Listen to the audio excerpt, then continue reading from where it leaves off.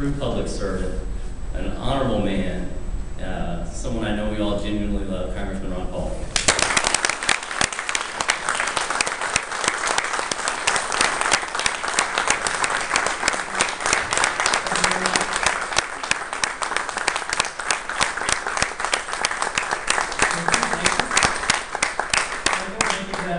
And thank you, Jackie, for your hard work and effort. And not only today, but over the many years, Jackie's been working for me and involved in the campaigning effort since, I think, about 1996, 95, back in those days. And so many of other of you have done the same thing. You know, and over the years, much has changed as far as the district is concerned. But before I get into my comments, I want to introduce somebody else who's been very much involved too, not only in the campaign, but in my life and in our family. My wife, Carol, sitting over here.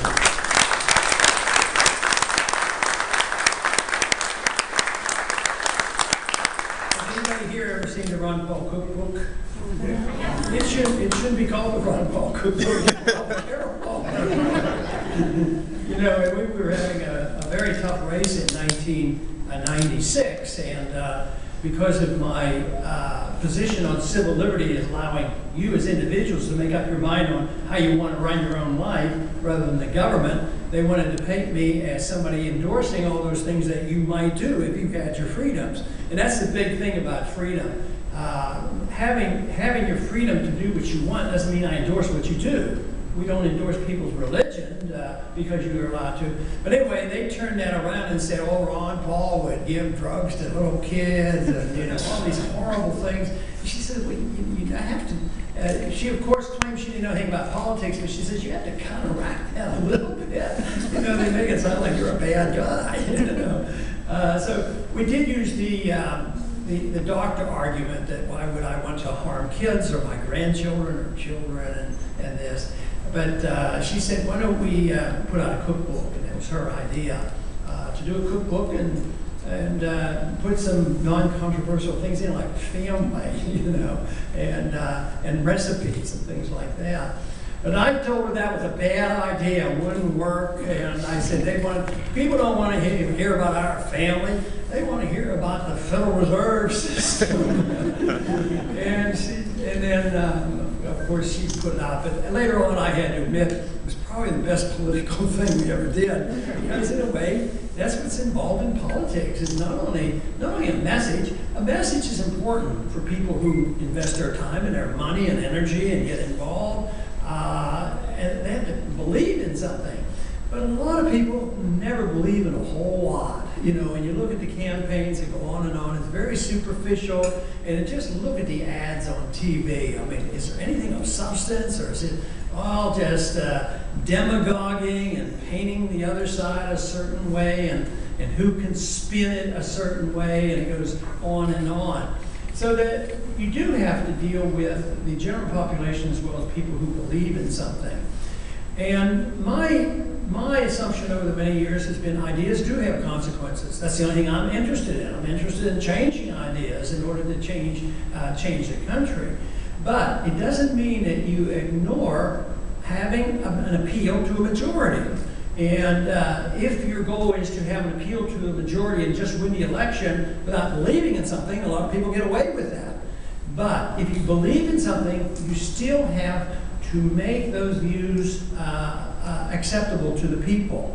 Von Mises, the great Austrian economist, stated it this way. He says, there are individuals who know and understand theoretical aspects of economics and all. He says, but there's always individuals, and that may include many people in this room, taking ideas and making them palatable to your fellow man. So whether it's to you yourself or to your family and friends and neighbors and different other groups, for us to win, the people in general have to accept these views.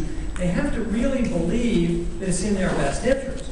Over the last 100 years, I would say that we have not had a really true two-party system. They endorse the same thing. They endorse the same foreign policy, the same Federal Reserve System, the same principles on welfare, and the country has been wealthy and prosperous and We have this privilege of issuing the reserve currency of the world. We can inflate our currency. And why wouldn't people respond? I mean, it's human nature to say, oh, you know, I think all of us subconsciously, even I at times, even though I've never put a nickel into anything, you know, when they announced somebody won $30 million in the lottery, everybody sort of wishes they win the lottery. And I think that's what goes on in politics. Everybody wants to participate. Oh, there's a government grant. I don't believe in that, but I might as well apply. You know, I might as well do this and this, always looking to win.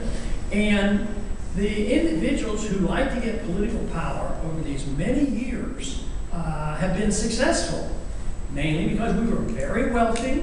We had a fair amount of free enterprise, and we still have some of that left. There's still people who trust our money. But one thing is we're at the end of the line when it comes to debt.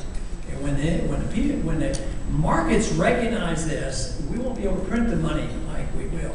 This is why I get so annoyed with the so-called debates that are going on now, is they're not talking about anything important. I mean, absolutely nothing. Because how often have you heard in the last couple of weeks or couple of months of the campaign about the seriousness of the debt, and the debt crisis, and the dollar crisis, the financial crisis?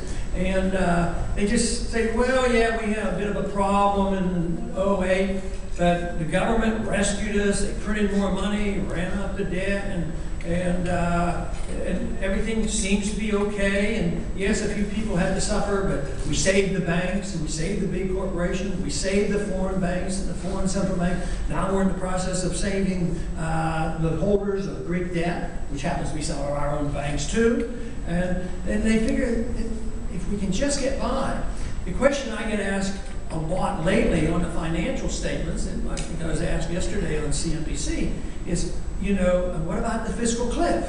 What's going to happen? You know, this is a crucial time, and Wall Street's worried, and on January 1st, taxes are going to go up, and they'll be cutting some spending, and this is the fiscal cliff, and everything's going to get much worse. And I said, well, really, don't think of it as one day, because if they're capable, they're just going to delay it. They remember last summer when they had to raise the national debt crisis, and they agreed to sequestering funds. Well, that's part of the problems we face. They just delay it and push it aside. So at the end of the year, they're not going to have. They're waiting for the election, and all of a sudden they're going to come back and decide and have an answer. But they won't admit that there's a debt crisis, and they won't admit that you have to quit spending. If you or I get into a debt crisis, we have to quit spending. And they will not contemplate this. And all the talk you hear about cutting spending is not one nickel, one penny isn't being cut. Because right now, the conservatives are screaming and hollering that if sequestering goes through, we're going to cut, you know, $100 billion from national defense over 20 years of automatic increases. And now the conservatives are proposing that we increase the military spending over the next 10 years of $2 trillion. And so that means that they don't understand, or they're willing to just delay it. I think it's politics. I think it's pressure. I think they don't understand. If the members of Congress and the people I know, if they understood, they would not be doing what they're doing now. They cannot believe that it is half as serious as I think it is, or they would do something about it. But politically, they do not believe that the people would accept it. And there's some truth to that, you know, if they don't cut something. But when there's a proposal to cut, you know, somebody might propose health care for children. Well, are they going to be able to balance the budget on that when they don't address the subject of these endless wars going on? You know, in a foreign policy that says we have to be the policemen of the world, and we never back off. Oh, we have this moral obligation to police the world.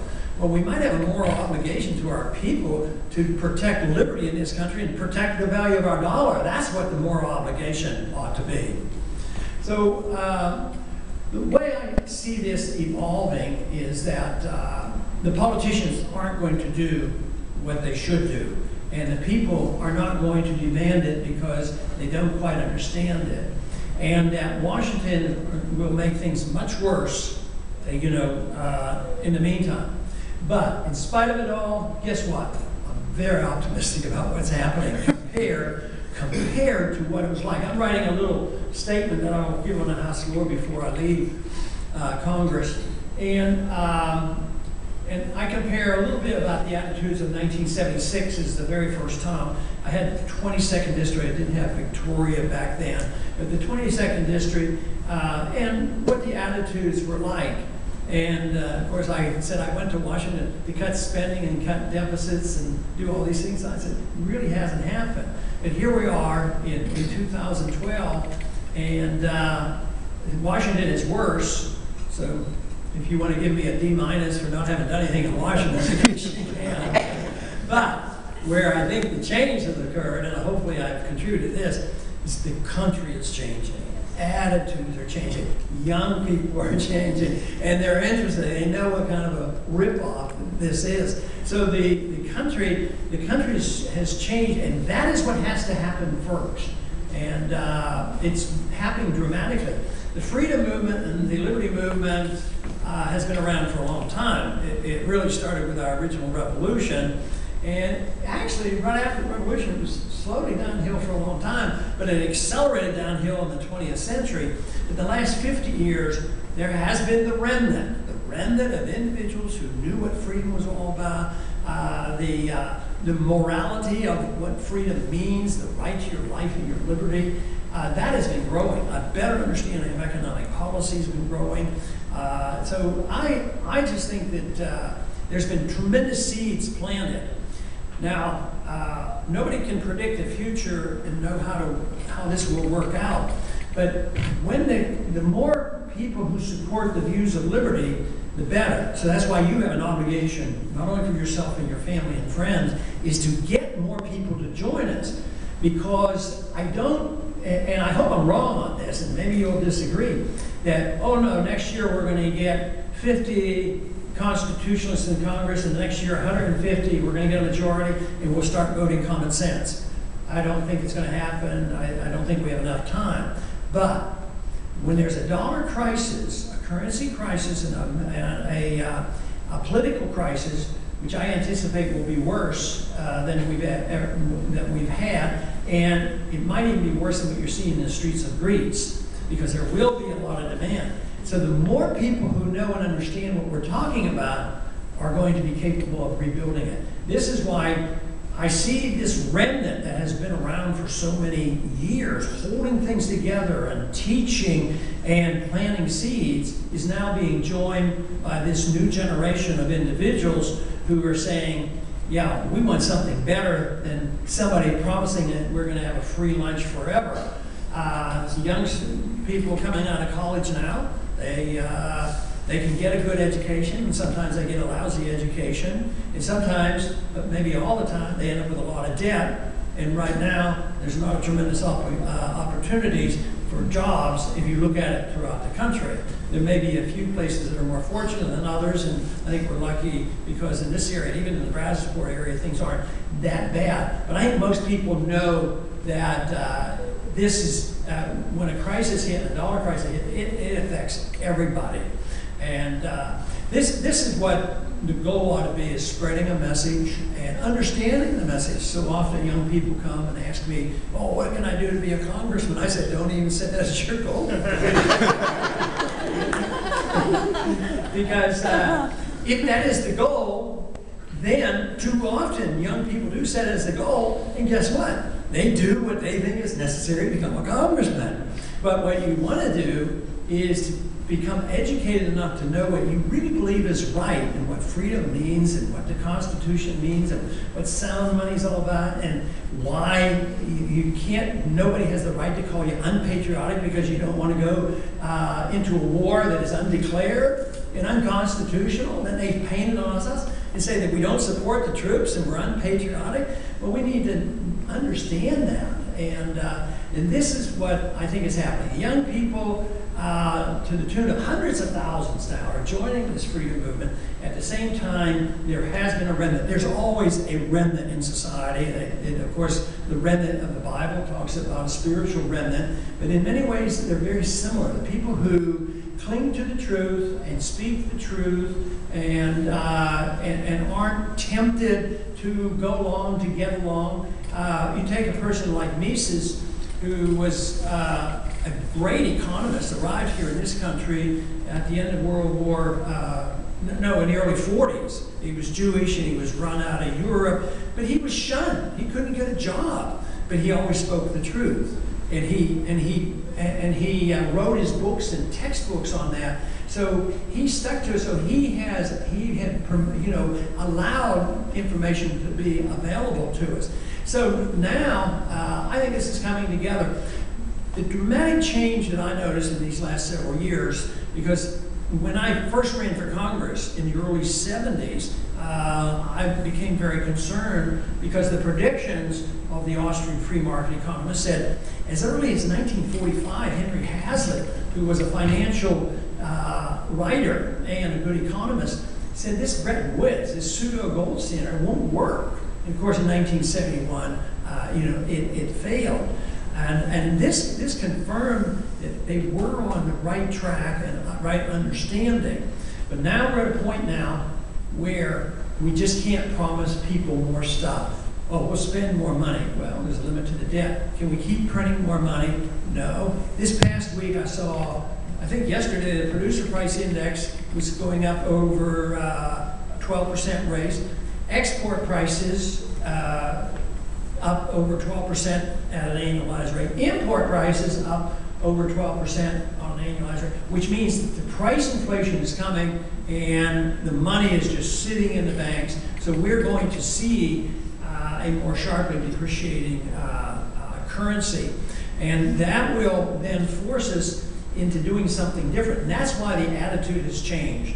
When the crisis hit in 2008, all of a sudden there was a lot more credibility to this message that I've been talking about the financial bubble, the housing bubble, and uselessness and the senselessness of all the wars that we've been fighting. And now, every single day, more people are waking up. So in that sense, I think that if we do our job, we continue to spread this message, there's reasons for us to work this out. But when I first got involved, it was mainly to talk about issues without the plan to go to Congress or anything like that. So sometimes events, work their way out. I actually haven't been there. I was there for 4 terms. I said, what am I doing here? I don't want to give up medicine. So I went back to medicine for 12 years. There was something there gnawing away and said, the problems are going to get worse, even worse than they've been. So, I went back to Congress. But during those years, I was in the 22nd district, and that was up closer to Houston. And the 14th originally went from here all the way out to Blanco, Texas. And then it kept shrinking. And of course, the 14th district won't even come into Victoria anymore. So those are political things. The more important is the philosophy. And the founders knew this. The founders were steeped in biblical history as well as economic history and determination to overthrow tyranny. And that is what's building now. Of course, my goal is to avoid the violence. I don't like violence. I think that's why I deliver babies. That's not a very violent thing to deal with. And one reason why I think one thing that I remember trying to make my decision on what to do in life, having remembered World War II and the Korean War and all, I thought, well, the last thing I want to do is be drafted and sent in with a gun to start shooting people. And I figured, well, I'll probably be drafted, but I don't want to do that, so at least if I'm a doctor, I can do something differently. And it turned out, and then when I was in college in '56, I worried very much about it because we had just had the World War II and then the Korean War. But in '56 is when the Suez Canal crisis came up, and the British and the French were fighting over whether they could cling to the canal or whether Egypt would take it. So they got started, and of course they called Eisenhower, come rescue us, and you know, there's going to be a war, and they're going to draft me. I want to be able to finish college, and I wasn't into politics then. And Eisenhower says, "No way, I'm not going to do it." And that was over the next day, and of course the ownership changed. But the whole thing is I was glad I wasn't drafted. And that was 56, but 4 years later, by the time I got through medical school, they drafted me anyway.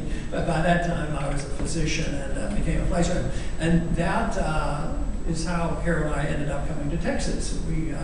I was in the U.S. Air Force at Kelly for a couple of years, then we came back to Texas to live. So these type of events you don't have control of, but what we do have control of are our own lives. And that's what liberty is all about. Control of our lives, our life and our liberty, and responsibility. And that's what freedom is. It isn't to depend on the government. The government has a responsibility to sort out violence and to prohibit and punish violence, but it's not. It is not morally right for us to grant to the government the right to use force and power to run the world. To defend our country is different than running the world. And they should not be given the power to tell you what to do with your money, and they don't own your life or your income.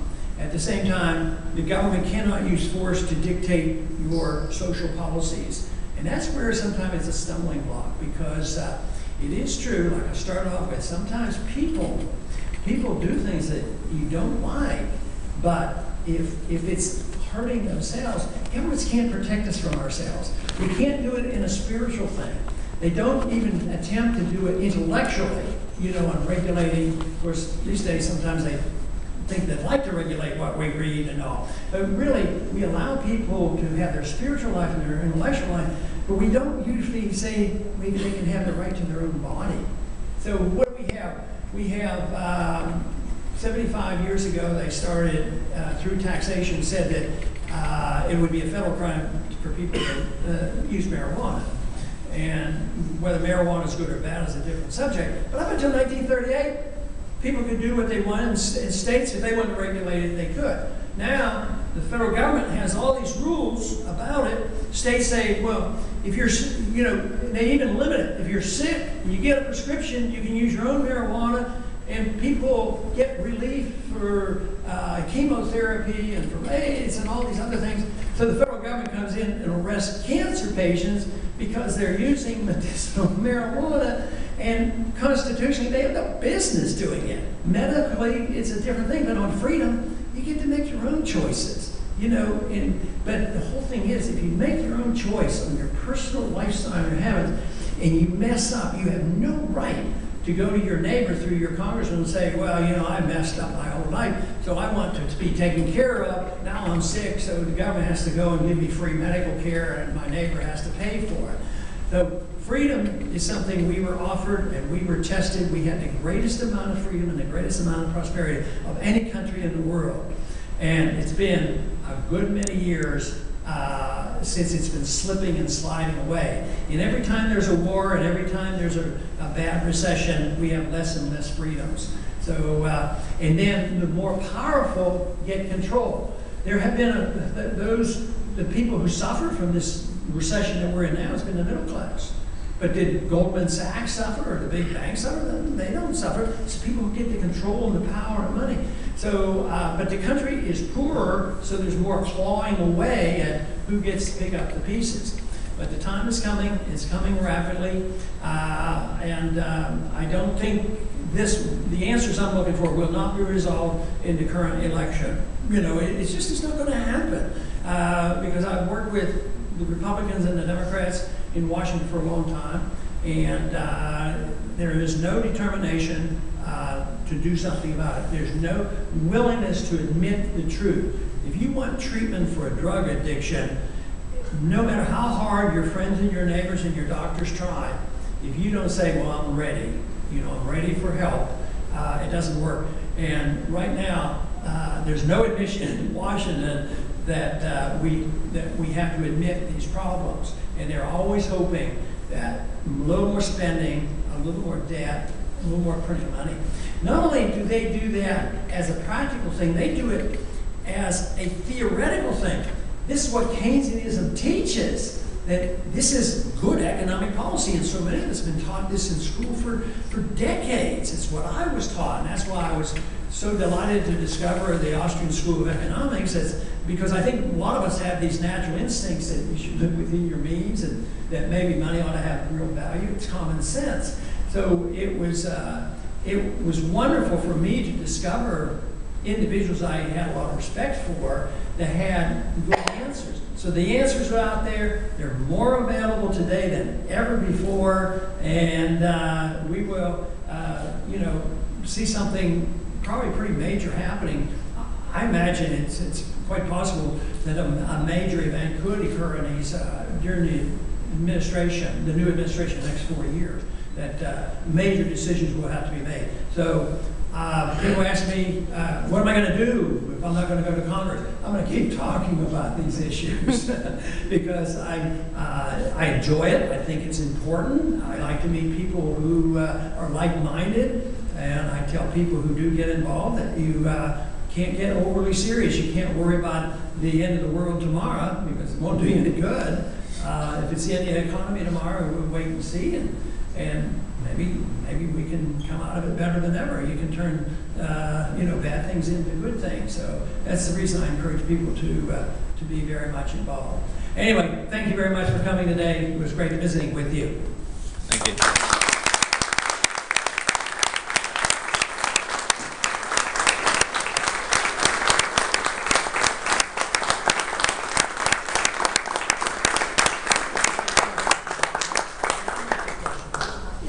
I'll take a few questions from the audience. If you're asked a question, just shout them out for me. So here we go. You're ready to shout? Right away, sir. Congressman Paul. Online, I've been witnessing more and more people online still advocating for you as running in the presidential race, and they are working hard on a project called the Write-In Revolution, Write-In Ron 2012, and people are very passionate about it. I myself suspect that the entire system is corrupted and the vote, really, we don't have a say in the outcome. I don't believe that. I believe we don't have a say. But there are people that are pushing for this write-in movement. I know I will be doing it even if it's just a symbolic act, and I would like, if possible, for you to comment on that. Yeah, I get a lot of questions on that and a lot of inquiries and emails, and people, sometimes they want me to sign something, to fully endorse it as a legal matter. And I haven't signed anything. So I neither encourage it nor discourage it because of the frustration, because some places they won't count the votes. But if people feel totally exasperated and still want to have the satisfaction of doing something, there shouldn't be anything wrong with it, but I don't ever like to lead people to deception like, oh yeah, if we have this write-in campaign, then all of a sudden major things will happen, and that's not true. If there is a write-in campaign, those individuals that are doing it, the most important thing is to hold their feet to the fire and make them count them, but they don't, and politics is not always a very clean business. That's why philosophically it's a lot easier to deal with philosophy it is with the politics of it all, and that's why politics is a tool, but it's not necessarily an end. The end is changing the philosophy. So if these campaigns, one way or the other, can get attention to certain issues, then I think it's worthwhile. But the other reason why I told somebody that I didn't want to, they wanted me to sign, papers that I could become an official writing candidate. I said, it raises these questions about the Federal Election Commission, and believe me, that can be a real nuisance because everything you do and everything you say and what you say, and it just compounds things. It's sort of like asking the IRS to audit you or something. We don't want to do that. We want to get rid of the IRS, right? Yeah, we do.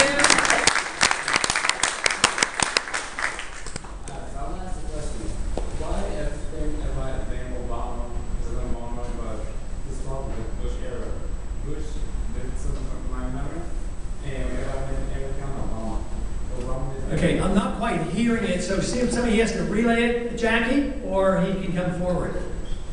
Or speak loud.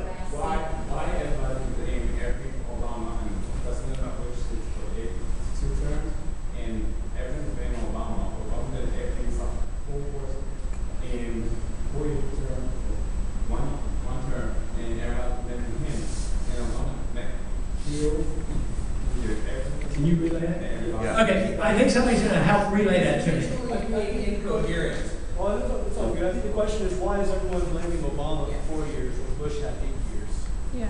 For the mess, they're blaming Obama for the mess Obama today. to blame it, not Bush, for a lot of problems we have? Well, we should blame, it's a bipartisan blame. And I've been pretty careful on that because,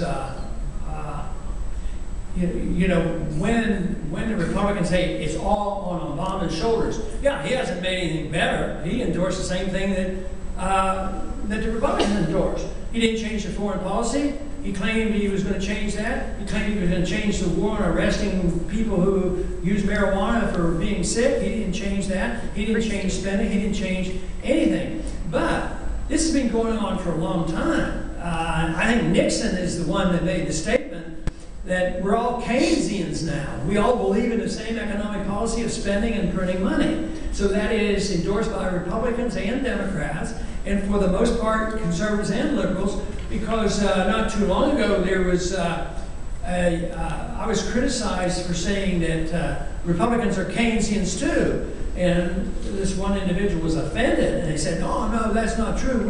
We don't believe in Keynesian economics, except if there's a weapons industry being built in their district." And then they say, "Oh, we're building these bombs. I know we don't need these bombs, and we're just going to get into trouble killing innocent people, but we have 10,000 jobs here." That's military Keynesianism.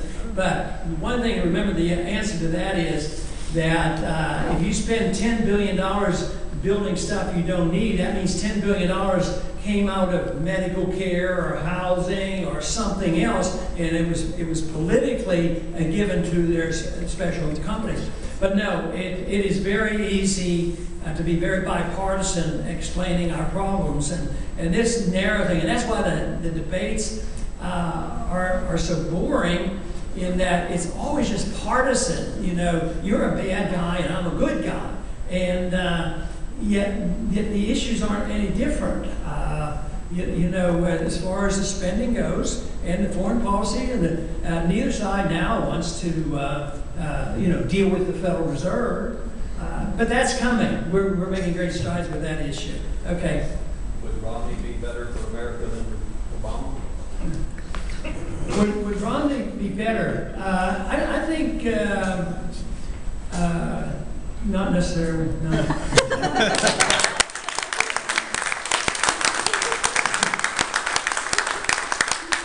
Is that a gentle no? Because and the reason I hesitate a little bit is maybe in some areas he might be a little better, and maybe in other areas Obama might be a little better. You know, I think the odds of us getting into, if you listen to what they're saying, the odds of us expanding more and getting into more trouble, it's worse with Romney. But if it comes to maybe not hitting you with a higher tax, you're a little bit better off with Romney. But this is the problem with his philosophy of intervention. Intervention means you can be anything, anytime, to anybody. On foreign policy, or spending, domestic policy, or in personal review. It's just variant. That's why non-intervention. You want government non-intervening in your personal life, non-intervening in the economy, and mind their own business overseas, and I believe in drawing sharp lines. But that also means that you're open to tolerance and talk and discussions and diplomacy and tolerating other people. It is, I'm convinced, it's the road to peace and prosperity, if we understand that. Others say no intervention. If you give him something, you give him something here. You know, try to balance off by giving and spending and forcing. Oh, if you force him to do it, you have to force them to do it. No, what I'm talking about is completely different. And yet, it hasn't been fully tried. It's been talked about over the many, many ages, and the founders knew and understood it. But today, we have this system chopped up into pieces. You know, some defend economic liberty, but not personal liberty, and vice versa. The basic fundamental, you have a right to your life. We have a God-given right to our life and our liberty, and we have a responsibility for our soul, our intellect, and we have a responsibility to our family, and we have a responsibility for our lives. And that is so different than, well, what's the government going to do for me? And if it doesn't go well, where's the safety net? Yeah, that was okay until we went broke. And guess what? We're broke. First of all, I want to thank you for your time and service and dedication to Christmas. But next, I want to ask, what kind of circus do you think we expect out of this lame duck session? What type of what? Circus we expect out of the lame duck session. Get rid of the inheritance tax? No, the lame ducks section. What kind of circus do you expect out of the lame ducks? Oh, okay. I know I got it. It's going to be a super circus. Yeah, you know, I keep wondering it too because it involves my schedule. I think we're scheduled either 3 or possibly 4 weeks, a week after the election, a week, one more week before Thanksgiving, then 2 weeks in December. And it could turn out that they might just change their mind if they can pass that buck on, since I'm predicting they're just not allowing all these taxes to go into effect because it would be so devastating. They'll have to move that along and say, well, just like they've now had a budget proposal to have next year's budget up till April, that'll probably pass, and they'll probably delay it. But I don't think anything good is going to come of it. But some people will think it's good because you've delayed making a major decision. But no, they're not going to solve any problems regardless of who wins the election. And we'll delay things until we're forced to do it. Someday we will. On the individual level, what can we as citizens do to encourage and support our officials, whether they're hired or elected, to be oath keepers, to honor the Constitution, and just do what they're supposed to do, plain and simple, because it's not happening across the board. Well, I think this is where the people slip up, because we've been talking about government and how bad Congress is and all that, but really Congress reflects the people. I mean, obviously not all the good people in this room, but the people who all want to tell us, you know, bad stuff from government. So we do have this responsibility, but the people do have clout. Now, I've been in Washington for a long time. I never got moved up the ladder, you know, go along to get along and become a powerful chairman, all that kind of stuff. But if you take as a sort of an example on the Federal Reserve issue, nobody was interested. It protects the privileged, and yet, you know, we have a lot of attention. The Republicans felt strongly enough about it. They better put it in the platform. Good politics. They even passed my bill in the House to show that, you know, we're getting behind this, and I don't believe in them for a minute that they really are sincere about that. But I didn't do that by going to other members of Congress, and because I had nothing to trade, nothing to offer, no way to put pressure, and they're not going to read Human Action, you know, they're not going to study. So how did we do it? We have our organization called Campaign for Liberty, and it's a grassroots organization, and we mobilize millions of people there to go to their members of Congress. And if you have enough people, it will work. So if you end up with a different type of congressman, and you don't like the way he votes, that's your obligation, your responsibility to do something. And members of Congress will respond, even though there'll be some interest wanting to go another way. Ultimately, they want reelected. So if there's 10 of you who complain about such and such votes, hey, they're going to ignore you. But they're going to have to know there's a lot of people. And that means no, you have to be willing to put the time and effort into it. You have to get your family and friends and have at different organizations and gang up on them. I mean, we still have that ability to do that. We're not closed out. And that system will work. And that's why I think it's happening now. More people are getting a little frightened. And I think the wonderful thing about what we've been talking about for the last several years is that we're giving people some answers. You know, it's not like, well, government is bad, just get rid of the government. How would government work if you didn't have that? Well, how would you work, and how much better it would be without the government? So no, ultimately, it's responsibility of the people. We still have that amount of freedom, but the one in the speech I'm going to give, I list several trends that I don't like. And I says the worst trend right now, as the number one, is sort of esoteric, and that is the attack on our First Amendment rights. Amen. Because if we lose that, you know, we can't speak out. And of course, very close to that would be our Second Amendment rights. You know, hopefully our First Amendment rights would give us enough protection, and and we still have that to a degree. But you know, they don't. It isn't so much want of trying to close us down. It's this political correctness thing. You know, if you happen to say something or you don't sound patriotic, and then you can get into all kinds of trouble and get blackballed and, you know, that sort of thing. Okay, time for a couple more questions. Keeper, by the way. Thank you for being an old keeper. Thank you. I think all of us here are very happy to see the audit of the Fed pass the House. What can we do to encourage for the Senate here to actually see it and hopefully get a vote on it? To get what? For the audit of the Fed in the Senate, how can we help? Oh, well, it would be, see, time is short now because, you know, if it didn't happen in the lame duck, it's not going to happen. And the leadership of the Senate won't bring it up. Now, my son Rand tries to force it, and he's willing to put pressure on him, but I predict it won't come up. You know, if we had more time, it's putting the pressure on your senators to sign on to the bill, you know, and get, see, I think we have about 30 in the Senate, and to really force it, you'd probably have to have 60, you know, because of the filibuster.